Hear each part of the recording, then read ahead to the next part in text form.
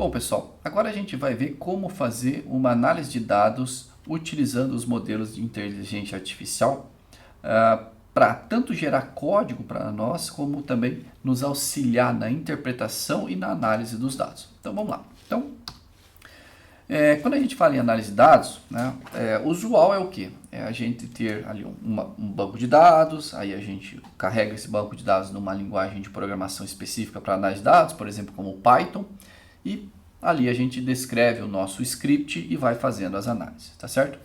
Mas hoje, utilizando as ferramentas de IA, nós podemos analisar dados usando a nossa linguagem natural, ou seja, fazer perguntas sobre aquele particular conjunto de dados. Além disso, nós podemos criar tabelas, fazer visualizações praticamente automatizadas, gerar insights e recomendações baseadas nos dados que a gente tem, tá? E a nossa IA vai simplesmente atuar como esse analista de dados para nós, onde nós fazemos a solicitação e ela analisa e nos responde, tá certo? E além de nos dar a resposta, ela também nos ajuda a fazer as interpretações, tá bom? Que tipos de análise você pode fazer? Basicamente, as 4 clássicas da ciência de dados. Você pode pedir estatísticas descritivas, estatísticas diagnósticas, por exemplo, como teste de hipóteses. Você pode fazer modelos preditivos e até mesmo pedir para ela te dar prescrições, ou seja, indicar o que você deve fazer, tá bom?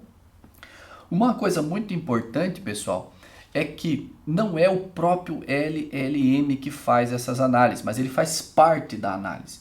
Então, como que é o processo? Basicamente, você vai subir o conjunto de dados numa IA, e essa IA ela vai ler os dados. Mas o que é ler os dados? Ela vai analisar aquele arquivo, vai entender o que tem em cada coluna e deixar isso no contexto dela, tá? Então, ela vai entender essa estrutura. Quando você faz uma solicitação, o que ela vai fazer? Ela vai escrever um código em Python, automaticamente, transparente para você. Lá dentro da plataforma de IA do nosso fornecedor, ele vai criar um ambiente de programação onde esse script Python pode ser avaliado ou executado. Os resultados desta análise de Python ele vai devolver para a janela de contexto do nosso LLM, que vai nos ajudar a fazer a análise e retornar os resultados para nós com algumas explicações, tá certo?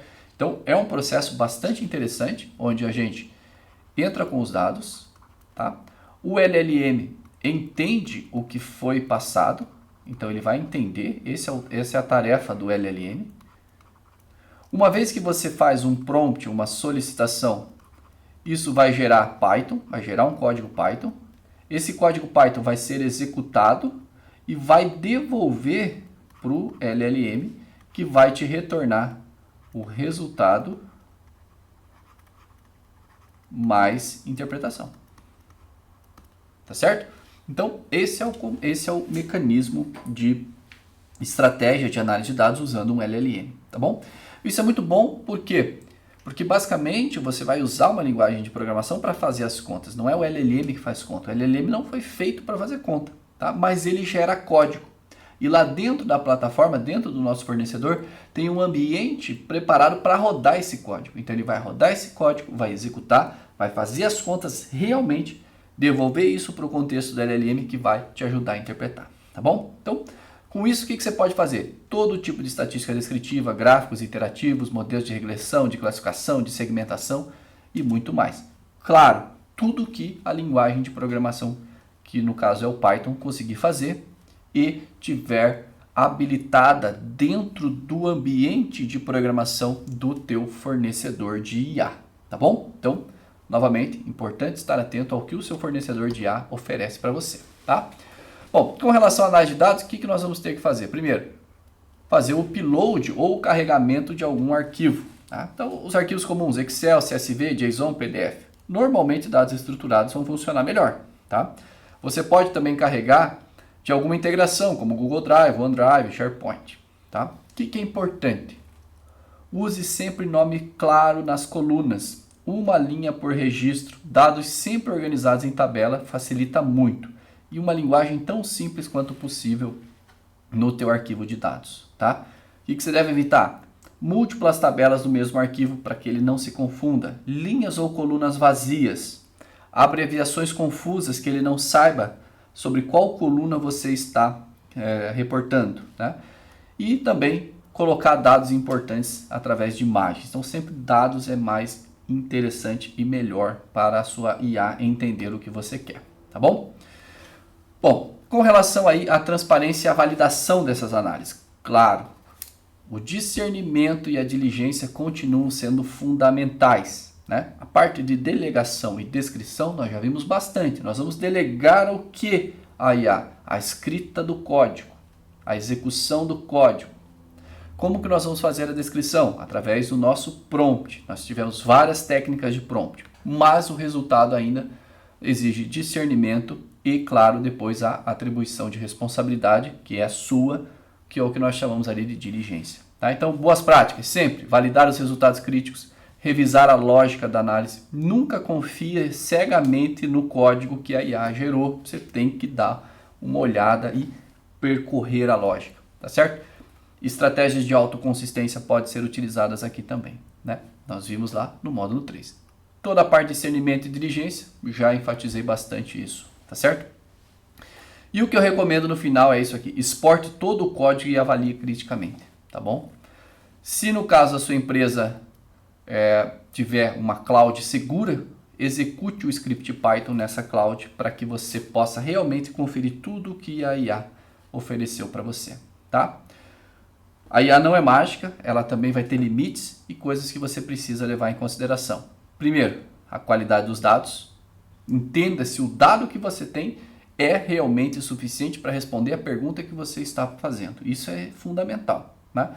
Ela pode interpretar errado, ela pode interpretar fora de contexto.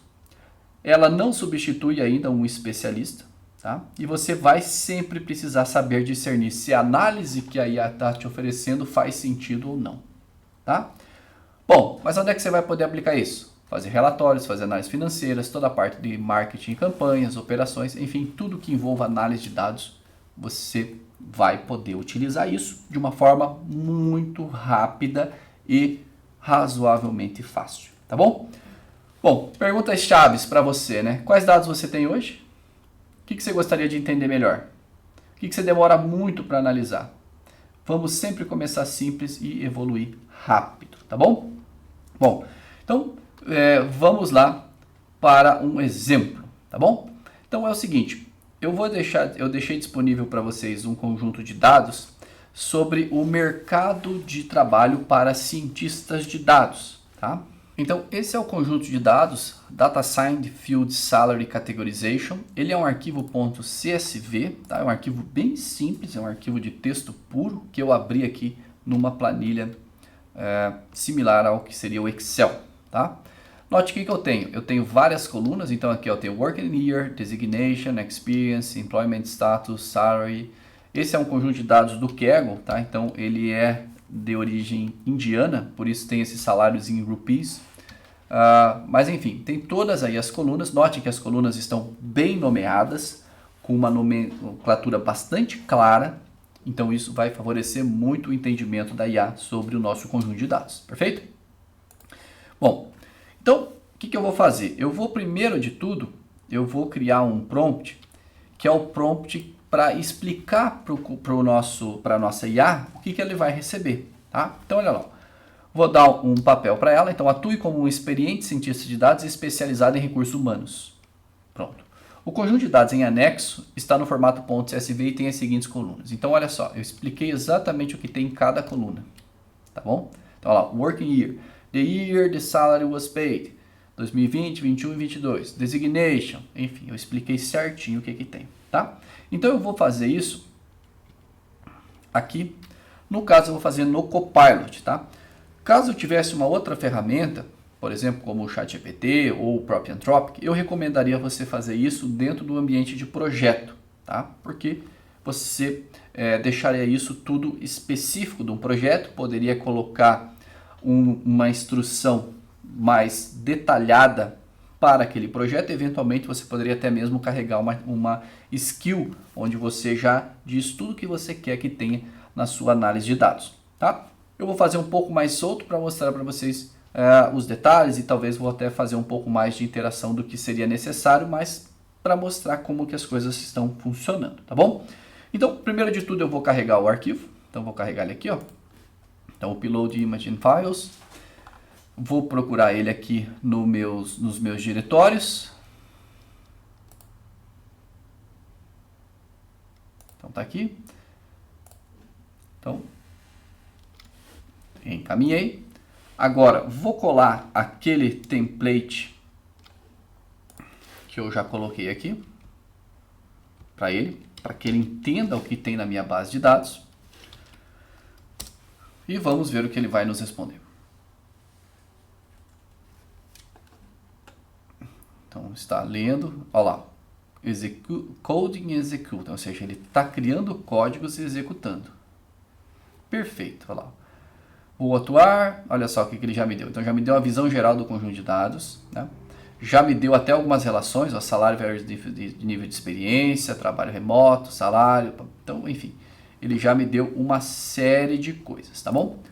Eu vou fazer um procedimento de uma análise de dados padrão. Então, como que é um procedimento de uma análise de dados padrão? Primeiro, você faz uma análise descritiva univariada. O que é isso? Eu quero conhecer o que tem em cada coluna. Então, eu vou pedir para ele, ó, faça uma análise descritiva adequada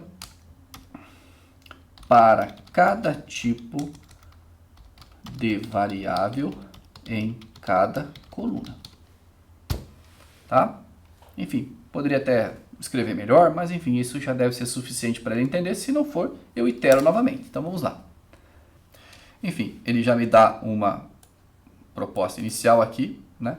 Super interessante que ele vai avaliando o tipo da variável e dizendo o que é que ele fez. Então, olha lá, working year, tipo da variável, temporal discreta, olha lá, o ano, 2020, número de registro, 72, 21 e assim por diante, né? Então, já criou uma tabelinha, já faz uma análisezinha, já dá a segunda variável, designation, uma categórica nominal, alta cardinalidade, quer dizer o quê? Tem muitos níveis, mas ele já fez, olha lá, tá certo?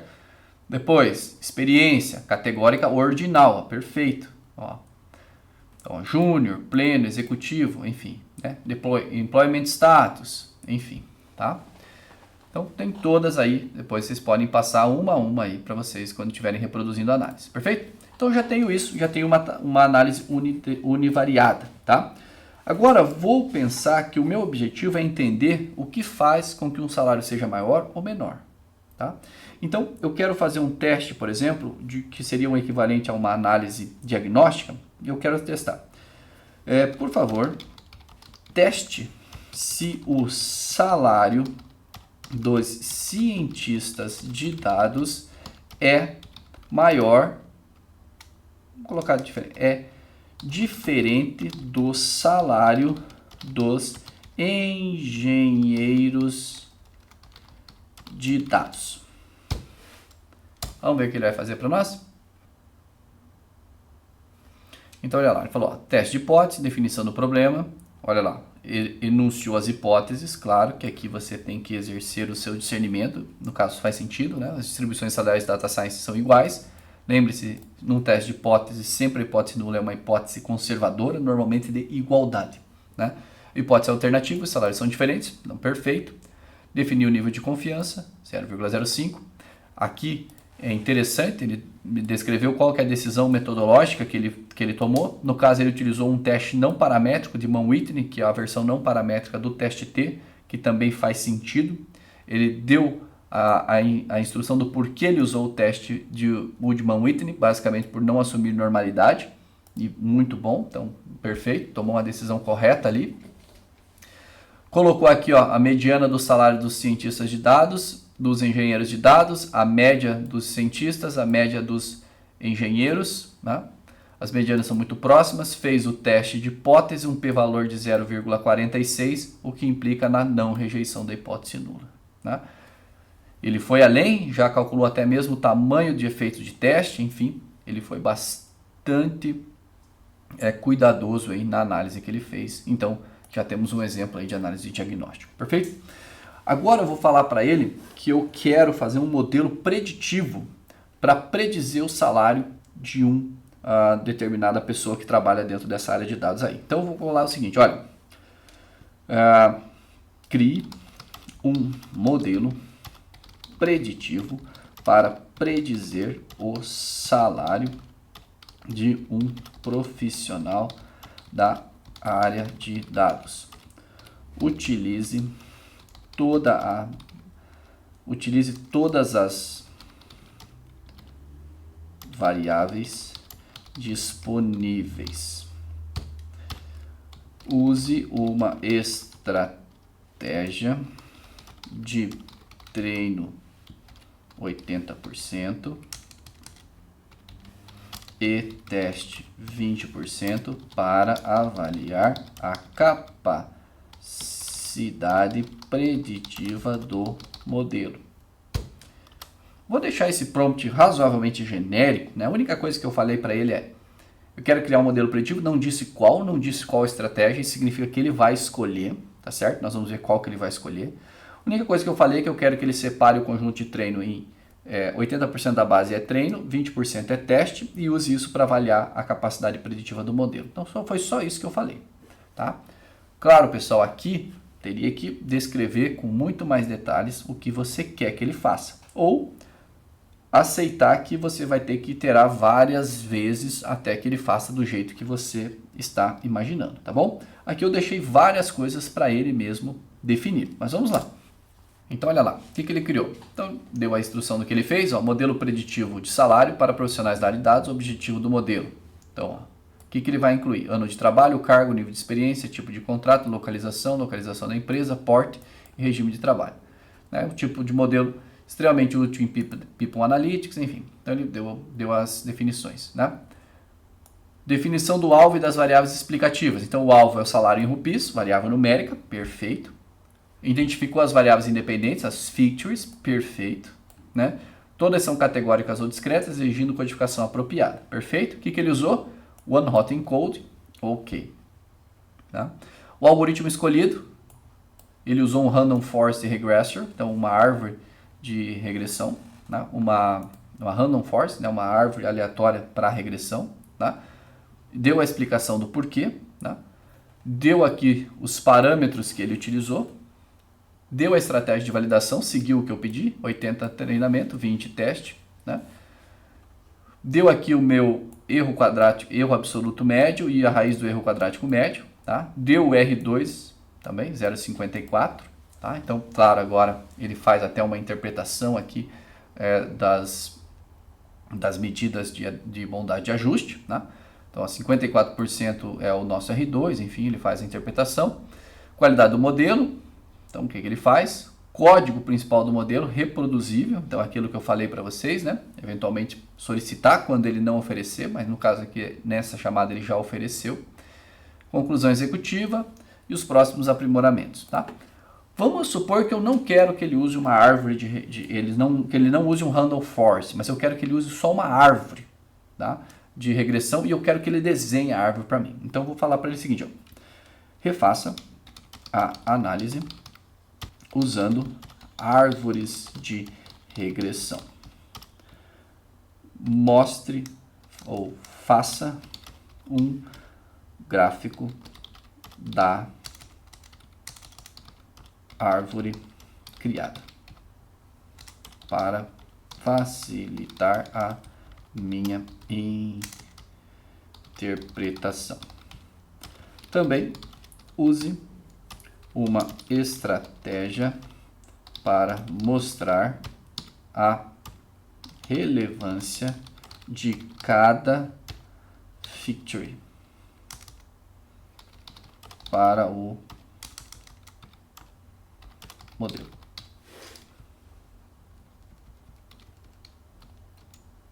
Então eu pedi duas coisas. Quero trocar o modelo, quero que ele faça um gráfico da árvore que ele crie e depois quero que ele faça uma análise da importância de cada variável. Vou trocar a relevância aqui por importância. Olha lá. Fez o modelo que eu pedi, né? Deu alguma justificativa da metodologia. Basicamente eu pedi uma árvore de regressão porque eu sei que é um modelo mais interpretável e ele também entendeu dessa forma. Avaliou o modelo. Nota, perdemos um pouquinho aqui em termos de R2, tá? Em termos das medidas preditivas, mas é um modelo mais simples realmente, então isso é esperado. Nos forneceu aqui a árvore, tá certo? Então todo o desenho da árvore, inclusive com a opção aqui de fazer download. Já deu a noção de como interpretar a árvore também. Fez uma avaliação da importância das variáveis, Já forneceu uma tabelinha aqui com a importância relativa das features, sendo essas as 3 mais importantes: experiência, designação e localização.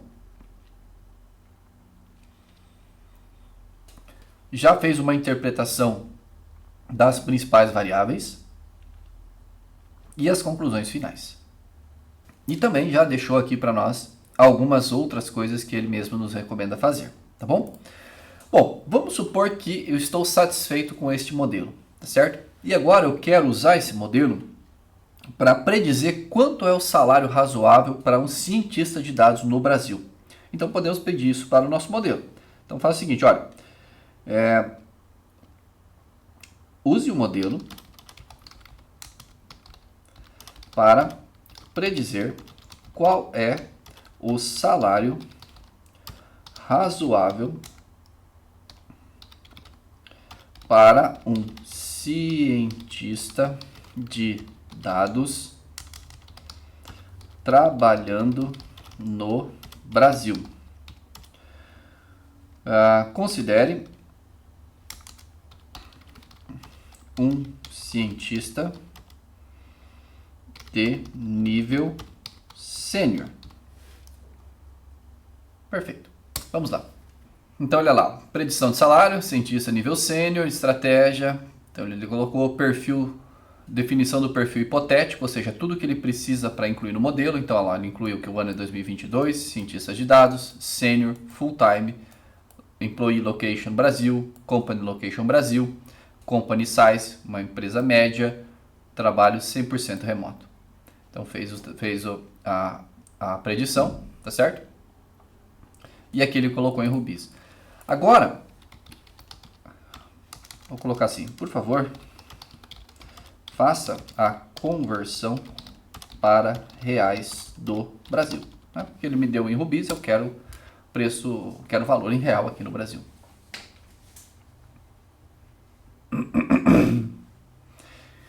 Então lá, com base na taxa de câmbio realista e documentada, deixo explícito os pressupostos. Então ele fez a troca. Então está aqui o valor de aproximadamente 448 mil por ano. Esse é o salário sênior aí, né, de um cientista de dados sênior no Brasil. Algo aí variando entre 308 e 589 mil reais, né? Em termos mensais, valor central aí aproximado a 37 mil, de 25 a 49 mil, tá certo? Claro, pessoal, esse modelo, né, ele é um modelo treinado com dados do mundo todo, tá certo? Então eu posso perguntar assim para ele: quantas observações do Brasil foram usadas no treinamento do modelo? Para eu ter uma noção do quanto eu confio nesse dado que ele está me oferecendo. Então olha lá, olha só, foram utilizadas apenas 6 observações do Brasil, né? Por isso o valor talvez ficou um pouco acima do que a gente está acostumado no mercado brasileiro. Agora eu posso fazer mais uma pergunta. Faça uma pesquisa profunda na web para comparar com vagas para cientistas de dados sêniors no Brasil. Então eu quero que ele faça uma pesquisa profunda na web.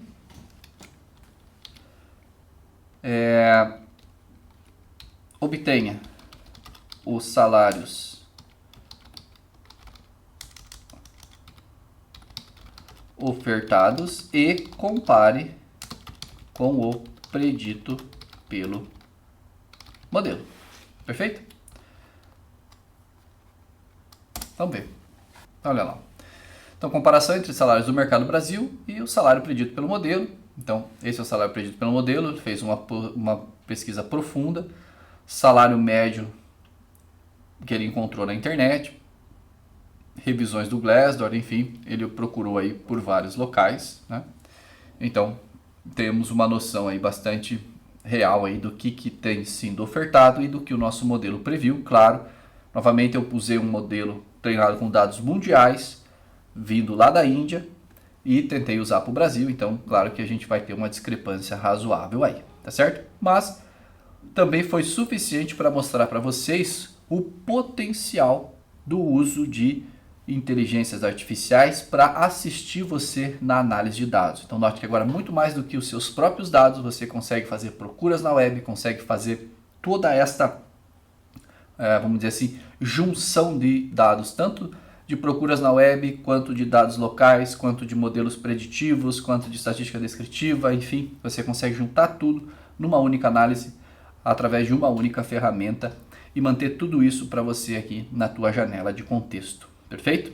Agora, claro, poderíamos pedir artefatos, faça uma apresentação, faça um relatório, me exponha todo o código necessário, enfim, agora, vamos dizer assim, a nossa criatividade é o limite do que nós podemos fazer com esse tipo de ferramenta. Perfeito? Então, pessoal, fico por aqui com essa parte de análise de dados assistida por IA.